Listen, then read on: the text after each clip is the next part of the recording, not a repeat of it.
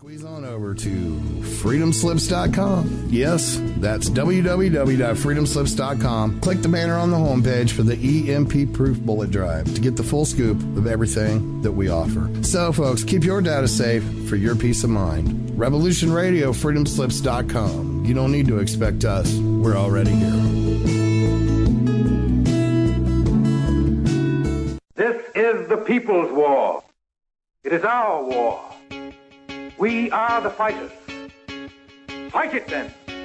Fight it with all that is in us. And may God defend the right. Warning! Warning! We gotta stop them! They're gonna kill us all! See how the trouble you've started? Be they the government, be they industry, be they organized labor, be they anyone, or human beings. Time when the operation of the machine becomes so odious, makes you so sick at heart that you can't take part. You can't even passively take part. And you've got to put your bodies upon the gears and upon the wheels, upon the levers, upon all the apparatus, and you've got to make it stop. And you've got to indicate to the people who run it, to the people who own it, that unless you're free, the machine will be prevented from working at all. Revolution Radio at freedomslips.com, the #1 listener-supported talk radio station, throwing ourselves upon the gears of the machine. Revolution Radio, where information never sleeps. You called down the thunder, well now you got it. Right! You tell them I'm coming! And hell's coming with me, you hear? Hell's coming with me! Revolution Radio.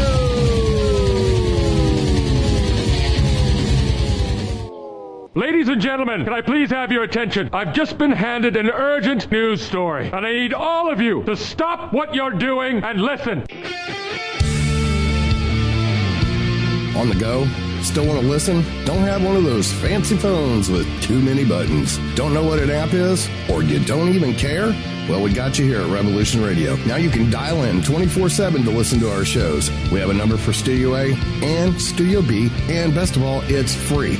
Don't forget, carrier charges for your cell phone provider may apply, though, so check with your cell provider to make sure. So ready? Here you go. Get a pen. Here's the number. Studio A is 712-432-6958. And Studio B is 716-748-0112. Thank you very much for listening to Revolution Radio, freedomslips.com, the #1 listener-supported radio station in the world.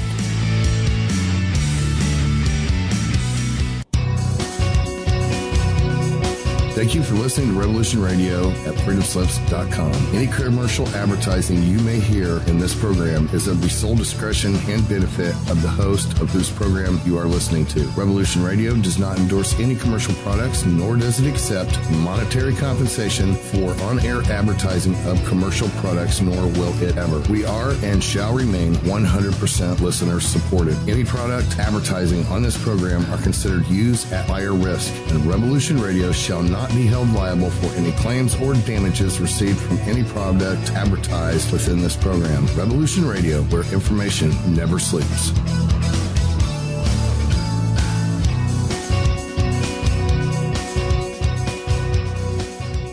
The opinions expressed on this radio station, its programs, and its website by the hosts, guests, and call-in listeners or chatters are solely the opinions of the original source who expressed them. They do not necessarily represent the opinions of Revolution Radio and freedomslips.com, its staff, or affiliates. You're listening to Revolution Radio, freedomslips.com, 100% listener-supported radio, and now we return you to your host.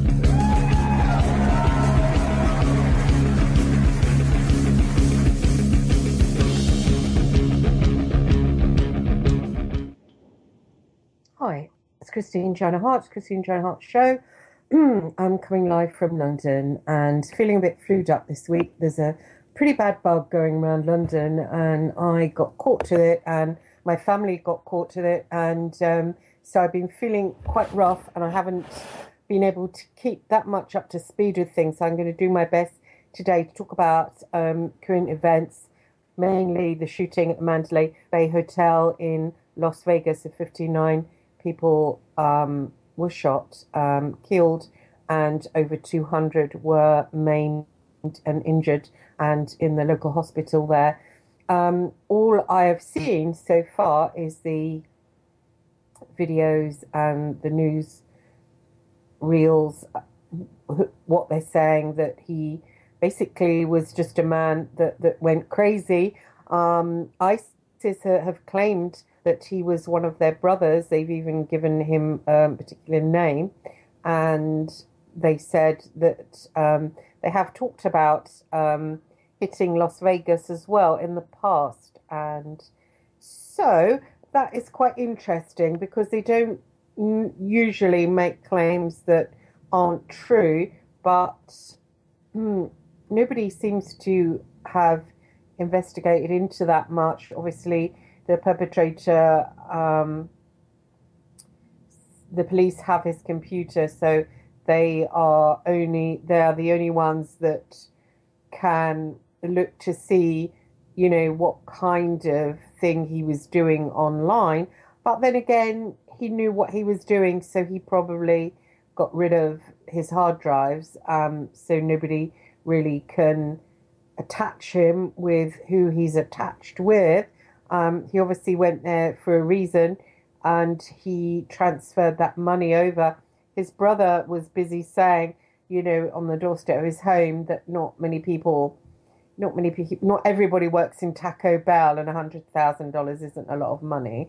Well, it is a lot of money, really. So that got sent to his wife, and his wife went out of the country. So it's all really suspicious. I'm not saying that she knew what he was going to do, but it's really, really odd to just open fire on that many people, civilians. It's not in a war. You have to think mentally that it is a war. So it leads me to believe that it was mind control in some kind of way. MK Ultra, Manchurian Candidate, whatever you want to call it. He did work for a while at a company called Lockheed Martin, and although he worked there as an accountant, that company is a company that does have links to mind control patents. So that is quite interesting. They're quite an unusual company. They have a brainwave control patent and method and apparatus for changing brainwaves. So that is what the company does, which is quite an unusual kind of a company. And they study all these things like mind control, brainwave, subliminal mind control. They're neuroengineers in intelligent systems. So they're a really weird, kind of spooky company. And so he worked there for quite a long time. And I don't know about his childhood and what went on there. A lot of the times, these people that are mind controlled, they are got at in their childhood, and then when they're older, they work at various places that are spooky, that are connected to the intelligence services. And it seemed like this chap did in this instance, and he was quite a wealthy man. So that is all quite interesting, and he does really fit the bill of a monarch.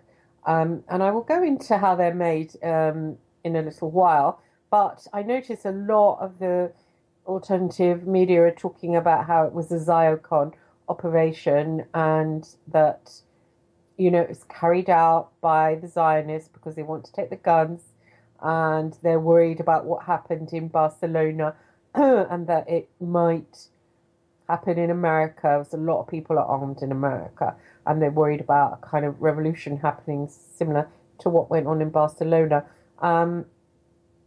Is that likely? I don't know, perhaps. But first of all, I think we have to look at how they do it. I mean, they get these people, and these people usually end up dead, like the guy who shot JFK. His name escapes me at the moment because, Lee Harvey Oswald, he also, they always end up dead, so they can't be interrogated, and they can't be interrogated over a period of time. And the shooters have taken over from the serial killers of old. I mean, they were the domestic terrorists. They're the ones that allowed them to bring in new laws, etc., etc. And it does really seem that they are using, with the serial killers, people kind of, there was all these people that would, after there would be a serial killer happening, there would be always an author would come forward, and this author would always write a book if they were ultra famous, and the book would outline what this person's personality would be like, and it was always very strong, a very kind of demonic personality, and they would always write this high dominance character. But then in my case, when I went along and investigated these serial killers, in the case of Ian Brady and Kenneth Bianchi, they always turned out to be quite weak, even though Bianchi was stronger than Angelo Bono. Angelo Bono was the weaker partner. So these books are part of it. They're part of a kind of cover-up to these patsies that are always quite weak-minded, that are used to carry out these sort of attacks. So interestingly, the perpetrator of the Mandalay Bay in Las Vegas, he seems to fit this bill of this type of, weak-willed person.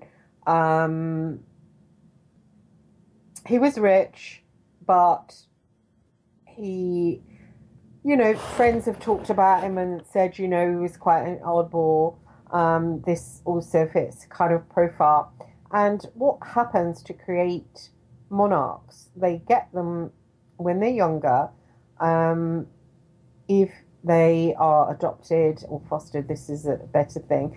And they put them into traumatic situations. And this splits their mind into fragmented parts, a bit like a mirror smashing. And the parts are fragmented. They're still whole, but fragmented, and this forms a kind of honeycomb, as they call it. I don't know, that's a great description, but it's used quite a lot.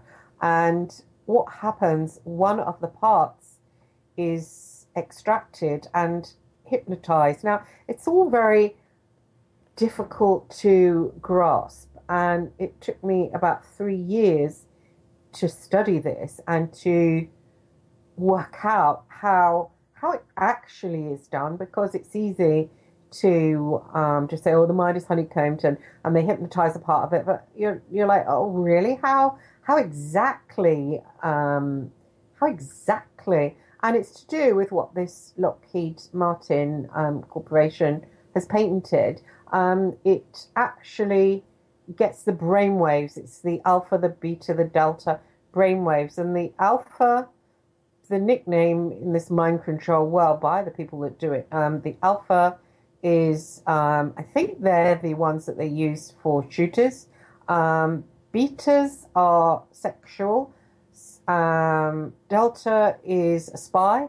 So all these different brain waves control different parts of us, and they kind of make the victim in a certain state where that brainwave is vibrating, and then they go in some kind of way. Now, it's probably high tech more than cultish in any way. I mean, they've probably got it completely streamlined now, but it's really very easy. It's really very easy to get somebody and to use part of them and to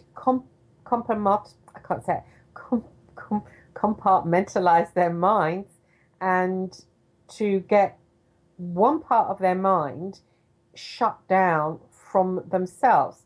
And this part of them becomes almost like deadened and cut off.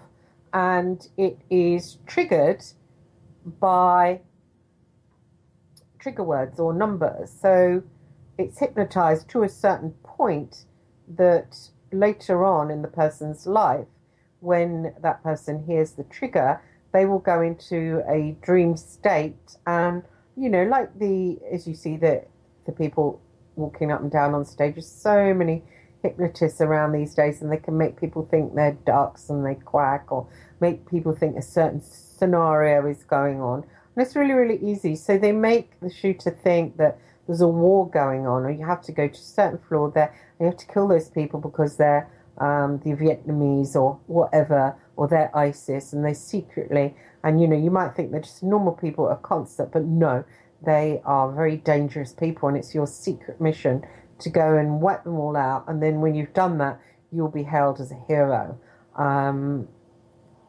But then once he's done that, another trigger will come in that to kill himself, and then he will have to, at that point, oh, you've done wrong, you've killed innocent people, the only way out, shoot yourself. So then the suicide programming, that is a part of it.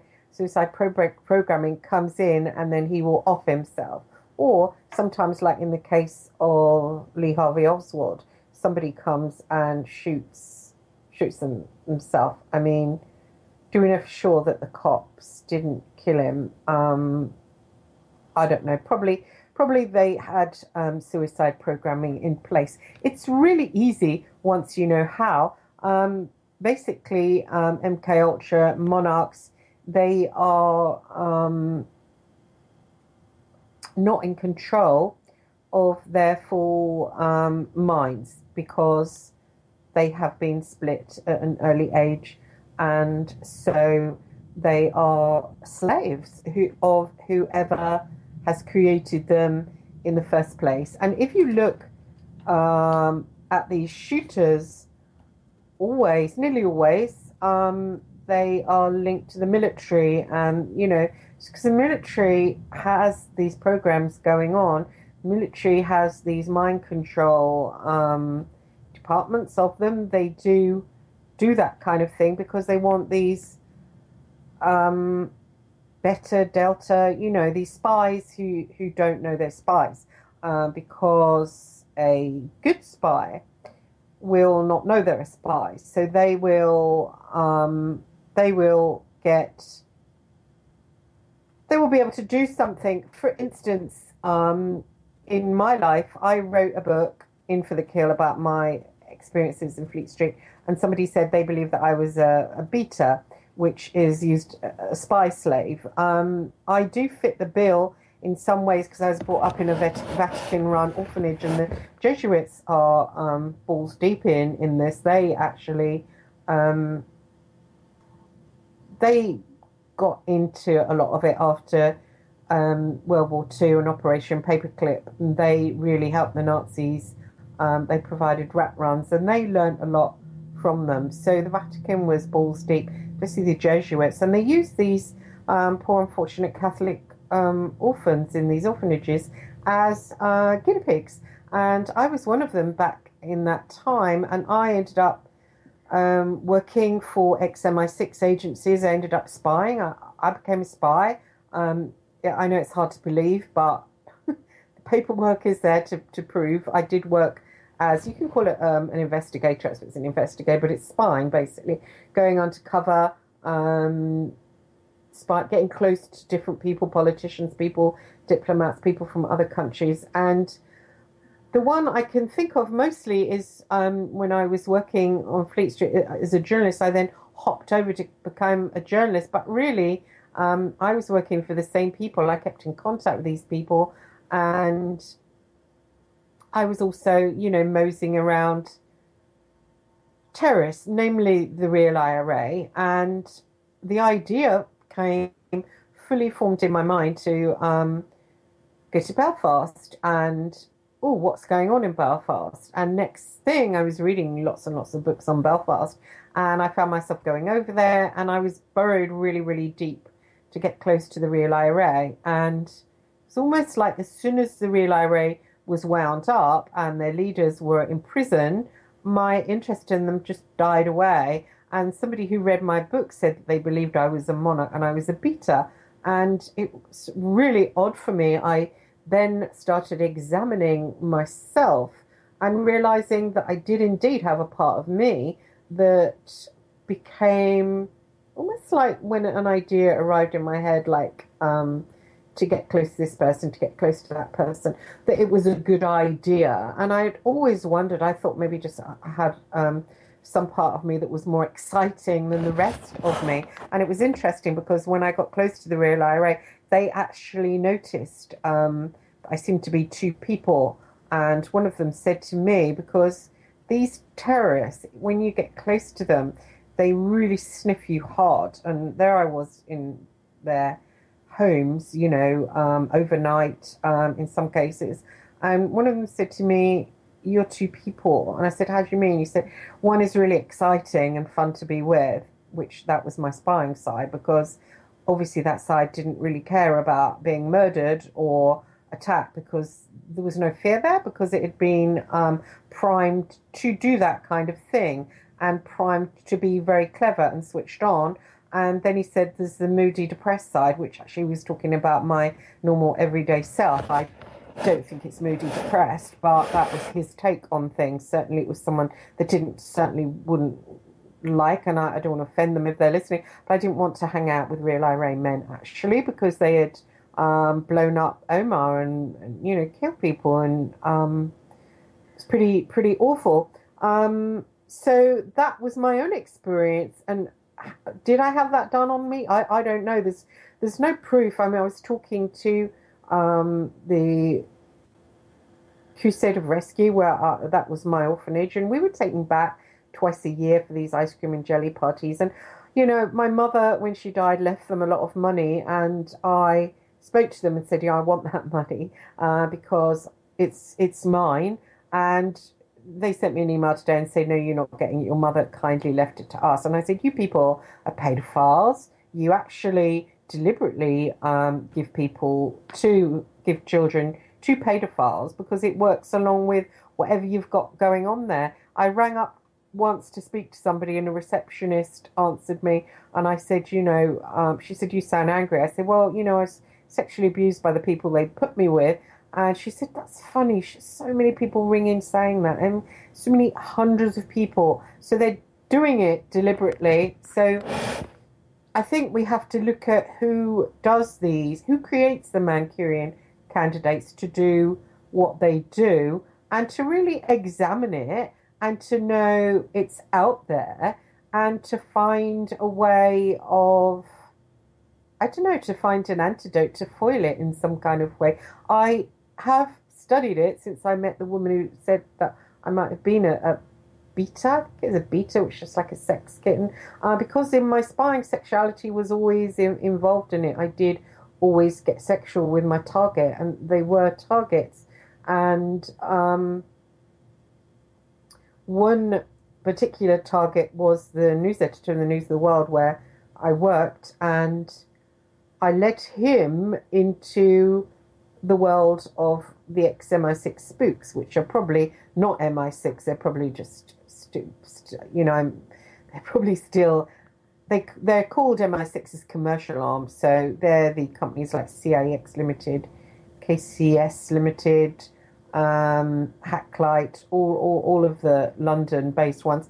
They're all ex-MI6, but actually they probably still are MI6. But the work they get is absolutely phenomenal. They work for all governments all over the world, and the spying that you can get, the money that you can earn from them is just so much a cut above your average corporate intelligence agency, like, I don't know, GCW and all the ones that think they're the big boys. Actually, they're not the big boys. There's a tier above them, and you know, it's like Sandline. They get the best work for all the mercenaries, and these companies, they just get fantastic work, and the work is it's just easy, really. You just get close to somebody, and then you just find out what they're doing. And at the time, I was good looking, I was blonde, and I found the work very easy. I found it really enjoyable, and I didn't really have any friends. I was very just dedicated to the work, almost as if I thought it was leading somewhere. And but it wasn't. And I think after I got older and lost my looks, and they call it been cast from the freedom train where you're not a slave anymore. So basically, at a certain point, it was odd.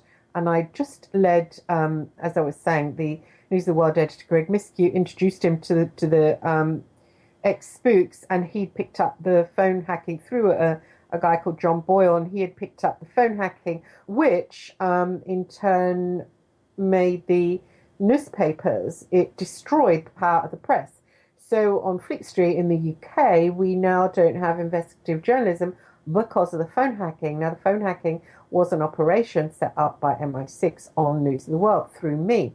Has anybody written about that? No, not really. I have been mentioned in the books, but nobody, well, I guess they can't but nobody has written about the MI6 link. And then you look at who's running the media, and it is this hidden evil. So you actually don't get truth in the media. And people naively think in this country, oh, Nick Davis will write the truth. And in The Guardian, I actually thought he would. I actually thought Nick, because I knew him really well, and I thought he spent a lot of hours with me, and I thought he's going to expose this MI6 link. And he didn't. And I said to him, after he'd written the book, why didn't you expose that side of things? And he said, oh, well, legals, I can't do anything on that guy. You know, he's moneyed, whatever. But they could say it. How could he possibly sue if they just say, you know, what companies the guy works for and what these companies are? How can you don't have to actually say it's an MI6 operation, but you can say, here's the people involved. But they just mention this guy's name. I mean, he could have been a dustbin man. This is a very wealthy, moneyed man with a £10 million estate in Sussex, an ex-public school boy. Why is he just dismissed with a name that he's just some, you know, no mark? And that's what happened in Nick Davis's book, which is going to be made into a film with George Clooney. So everything was brushed under the carpet. And now in Fleet Street, there's a complete lockdown on investigative journalism. Even now, Hacked Off is coming for The Sun. They met with me the other week to talk about what I'd done when I worked for The Sun. And Hacked Off are coming for them. They want to destroy them.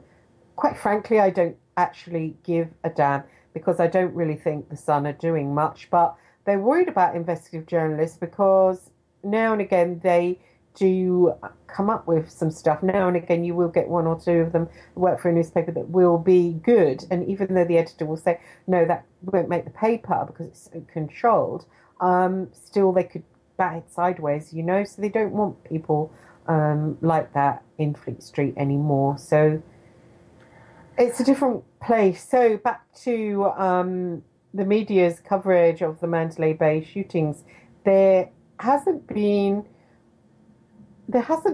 any pictures of body bags. There hasn't been any pictures of the victims. There, you know, I know cameramen didn't dive there as soon as it had happened, but there should have been something. I mean, always. This is the same as the Manchester bombing. I mean, I'm not doubting that people die, but I do really find it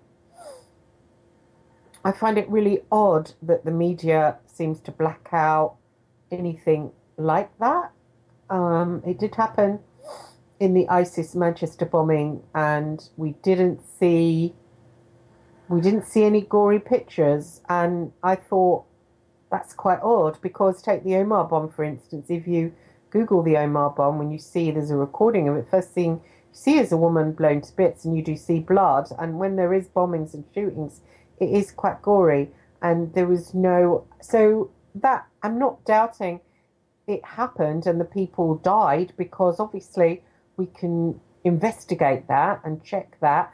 And I don't see as a whole police department, whole town of Vegas can be complicit in a big cover-up that nobody died. So that is all checkable, that who died, who they're saying died, did actually die and was actually there, and that's all checkable. So I'm not saying that people didn't die. And of course the hospitals, surely any one of us can get on a plane and go and look in the hospital, see who's there. Obviously the nearest hospital is going to be packed.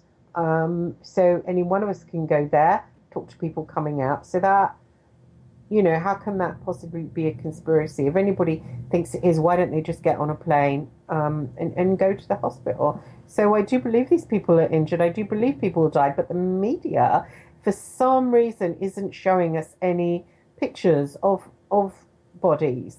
And I don't really know why that is. And they did it with the Manchester bombing, and I don't know why that is, because it didn't used to happen. I'm very squeamish, so I remember in newspapers you do see this kind of thing, and it's horrible. So why are they doing that? Is it because they don't really want us to wake up? They don't really want us to wake up to the horror of what is going on in the world, that people can go along for a nice drink and relax. How much more relaxed can you be when you're at a pop concert?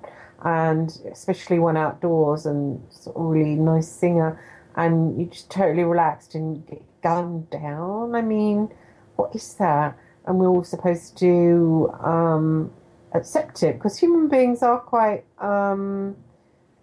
bit like, they can be a bit like sheep, really. You know, it's like, oh, okay, oh, it was a shooting, and then once you say, oh, it was a shooting, you get on with your everyday life. And there's even people saying, oh, it shouldn't be talked about so much. It shouldn't be.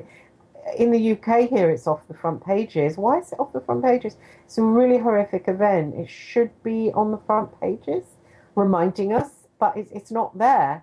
I don't even think it was actually. I think there was little comments about it, but it's gone from the first 6 pages of our newspapers. So they want not us to forget, but they don't want us to feel the horror of it, to really let it sink in. And then, because I think they realise that we will start to ask questions about what actually went on.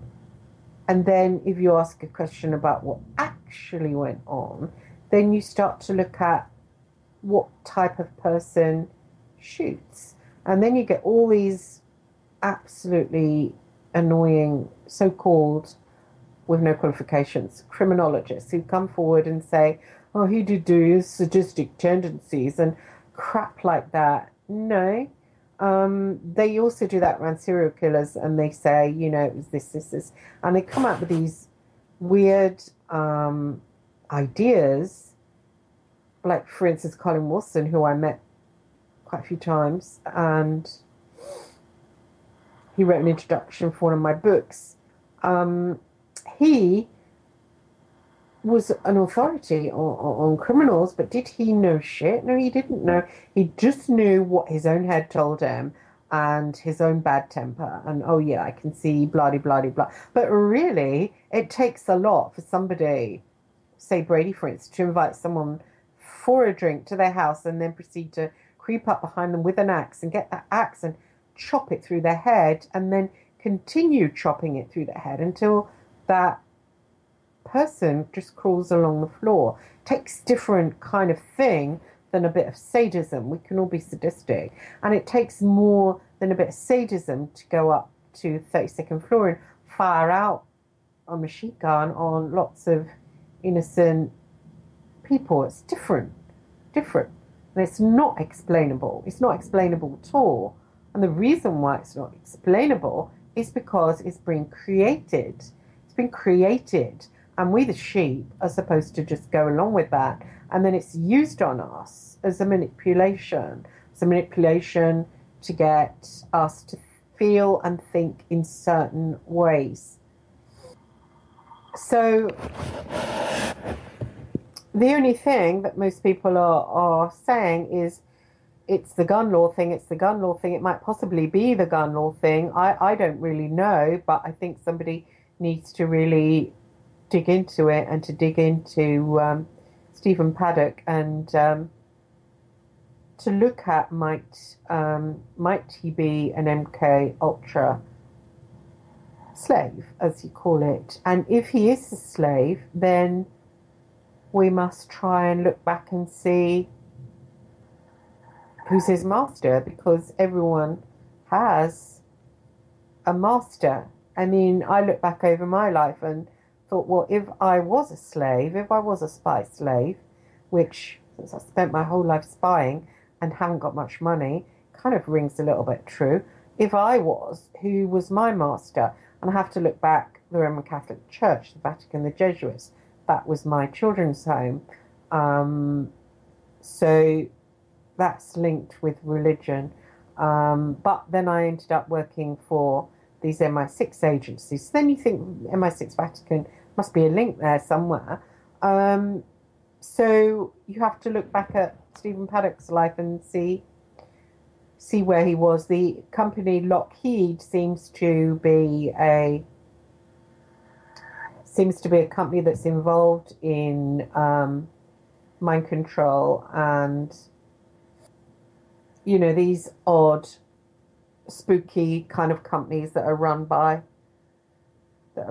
these deep black state. So somebody should do an investigation into that and maybe write about it afterwards. They probably need to go over to Las Vegas, and to, you know, talk to people and really, you know, get involved. Nobody is going to commission me to do it from here, so I won't be the one. I can't afford to jump on a plane and go out there and ask questions and find out. So it won't be me. Hopefully, somebody will do that, will do it properly. But you can't, you know, that mind control thing, the MK Ultra, is really quite an unusual thing. I mean, I was interviewed by Helen Hill last year, for a BBC documentary on serial killers. And I spoke to her about this kind of thing, and she said, "Oh no." I said, "What?" She said, "Oh no, you can't go off into La La Land, you know, just stick to the..." And I watched her documentary, and I hate to say, she's a lovely woman, and obviously it was visually very glossy, but she just glamorized these guys. So she glamorized them, really. And, you know, I see them as mind control patsies. She sees them as big, you know, sort of, you know, that sort of dark fucking cape sort of superpower, but a dark superpower, you know. And they're not superpowers, they're the most weak people. They're incredibly weak, and they haven't got anything going on, because when you meet them and ask them, you're meeting one of their parts. You're never going to meet the killing part, because the killing part is locked away. Brady, for instance, said it was his black box, and he can't go near the black box or it will blow up the rest of him. And that is a cunning device that they use, that they get that part of them and they put a ring of fire around it. So when that part tries to move out and maybe communicate with someone and tell what happened, then it gets feels like it's burning. It feels like the whole body is on fire. So they've got all these hypnotic kind of things put in place. They're clever. It's a clever thing. It started with the Nazis, and Mengele was working on it, but it goes back. They say the ancient Egyptians thought of it. I don't know, were they that dark? I'm not sure, but it certainly came from somewhere, and it's I suppose it came from the same place as hypnotism came from, perhaps, but it's a really ugly thing, and especially the trauma-made mind control, which is the worst, because they traumatize children and they don't give an absolute damn. And I'm pretty sure that was what happened to me.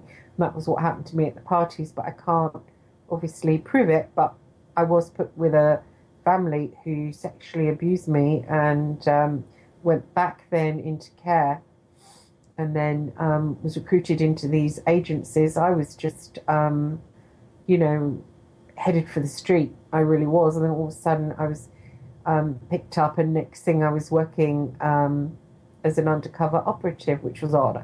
What was odd, because I was destined for the street. But that's the point of it. I was a clever person.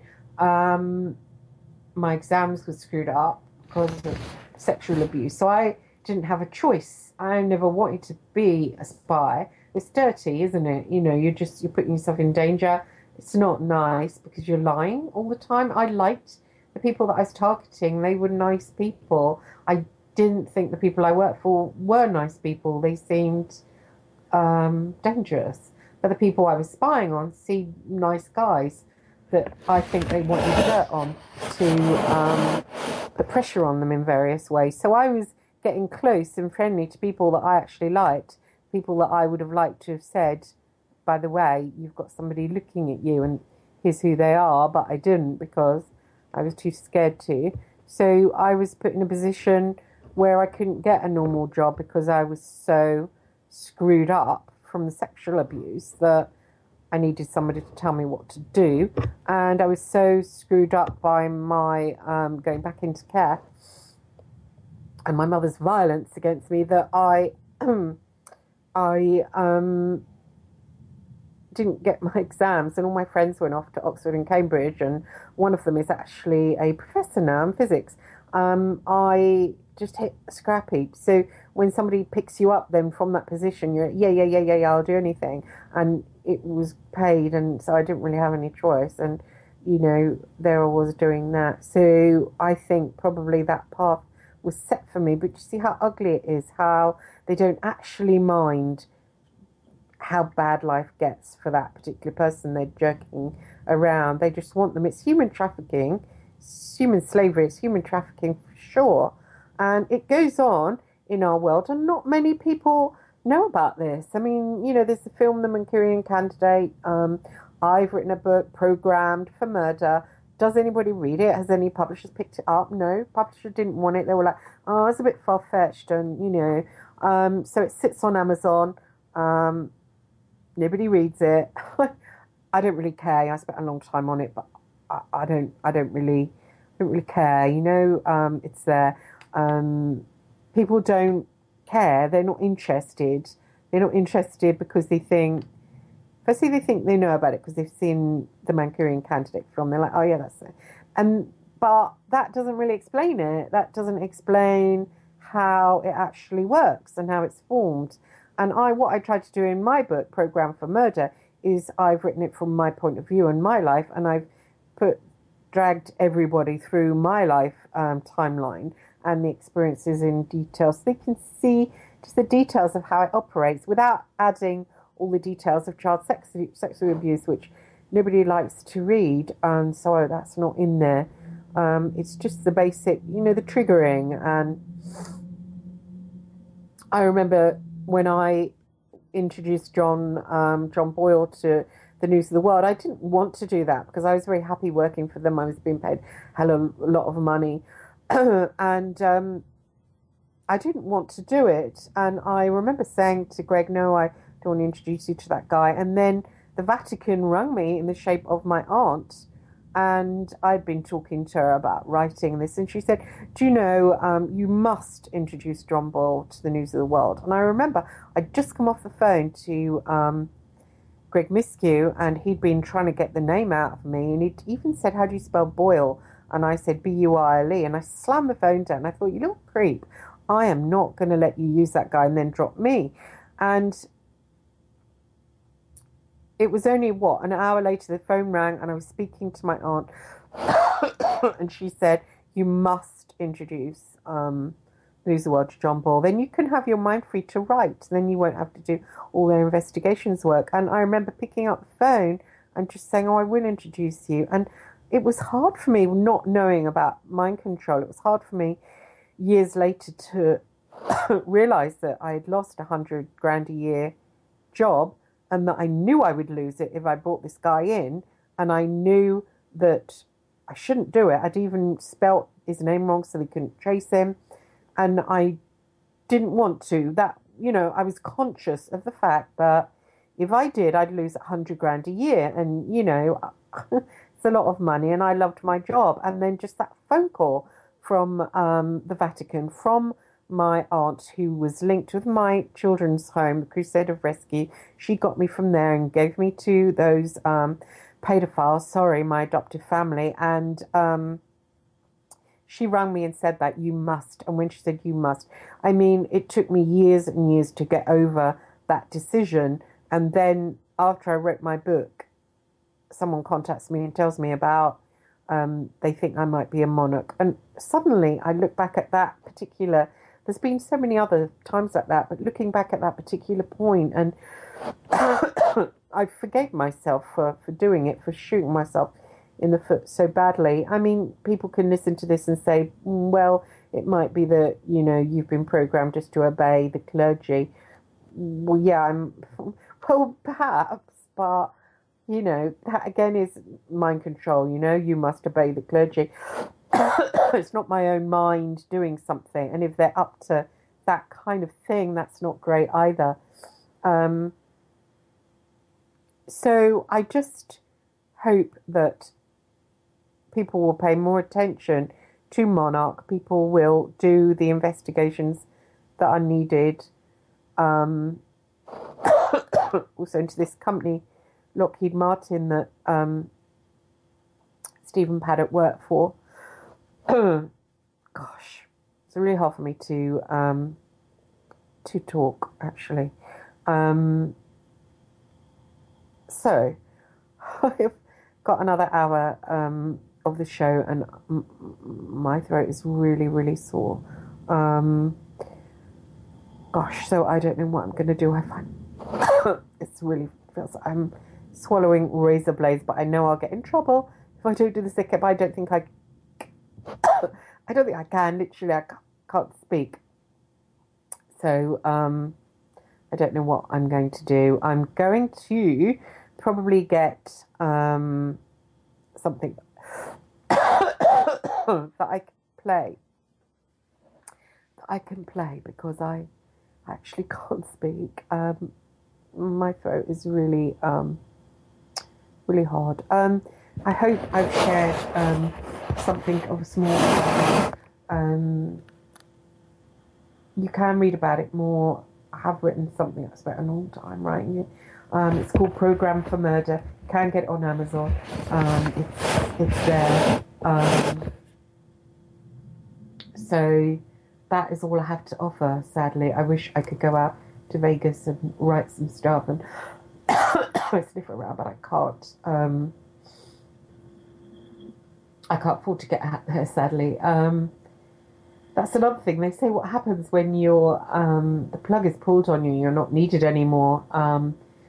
That you have to find a different way to live, and after being controlled, it is difficult. I do find as well, it was almost like everything I touched turned to gold, and now I'm having to scramble around like everyone else. Do you find it difficult to earn a living?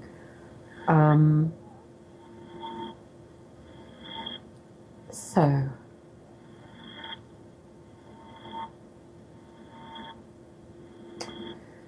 I have another 10 minutes of the first hour, and I don't think that I can. I don't think that I'm going to be able to do the second hour for sure, because I literally am having trouble breathing here. So I'm going to try and speak to the station, and I can maybe play something, but then we are onto copyright. We are onto copyright, so I don't know. Gosh, my voice has gone to a whisper now. I really can't speak.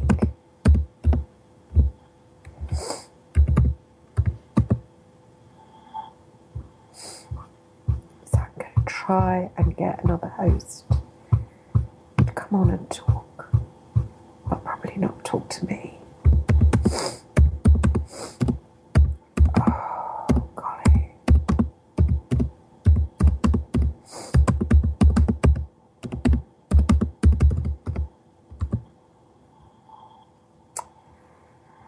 Oh gosh, it's a really nice producer, and I can't remember his name.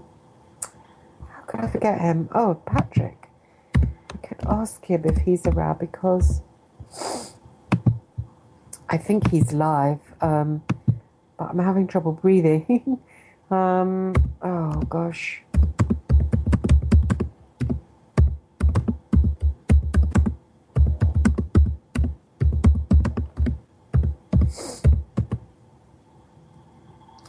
So hopefully somebody will rescue me.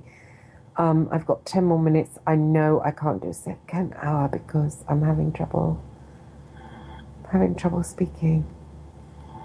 So I'm going to try and get somebody, or I'm going to be really seriously sick, and I'm being called on tomorrow to do various things. So, gosh, doesn't seem like there's anybody around. Nobody around. Why is it all those people are in that chat thing, and yet it dings all the time, and yet, oh gosh, nobody's there now.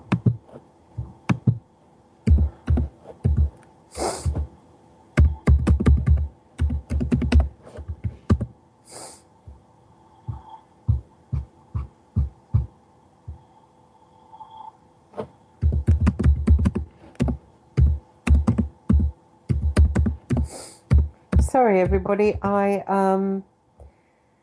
can't do my second hour. I can't. Oh, jeez. He's going to get really angry with me, but I just can't. So I'm going to try and find somebody. There's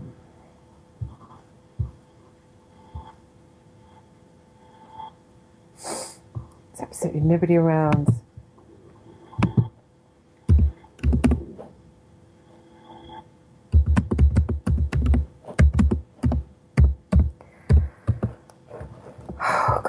No, there's nobody around. Wow, I don't know what to do. My throat is absolutely closing. Absolutely closing. So, gosh, I hope somebody helps me. But I don't think there's anybody around. Golly. So, I will try to... Oh, gosh. I will try and get somebody to help me.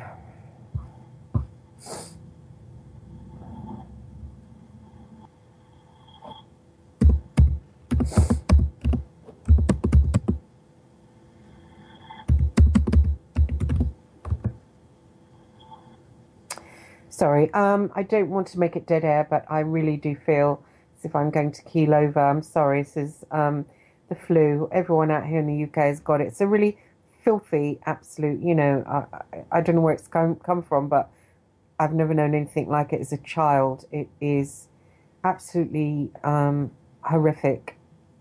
Oh, gosh. Ah, dear. So a friend is saying, hang in, somebody's coming. Nobody's coming. It's just me. My chest is getting really tight. I shouldn't have done this, but I did. But I can't do the rest. I can't, and I know it makes everyone angry. So, but oh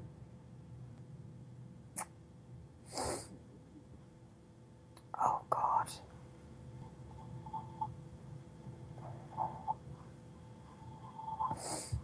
Oh yes, I'm just looking in the chat room. Somebody has made the comment.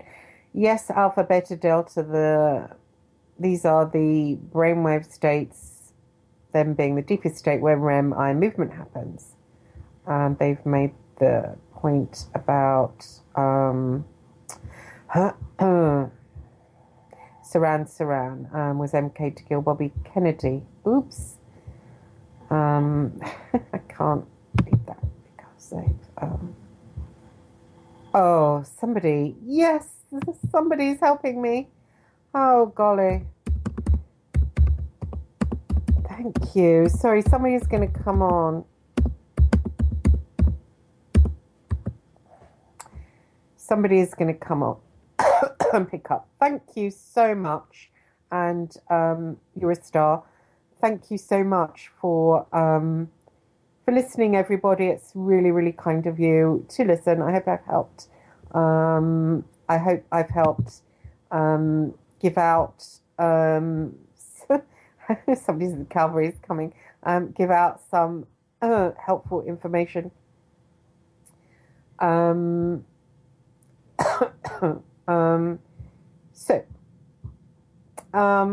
Yeah. So this is Christine, and I can leave you to go and get some elderberry, something, and That's how, God, I can't speak anymore. Okay, I'm gonna drop studio, and God bless. Thank you. Thanks, Mr. Rowe. Mr. Rowe is going to take my second hand. Thank you. God bless. I'm going to drop studio now. God bless. Thanks for listening, everyone.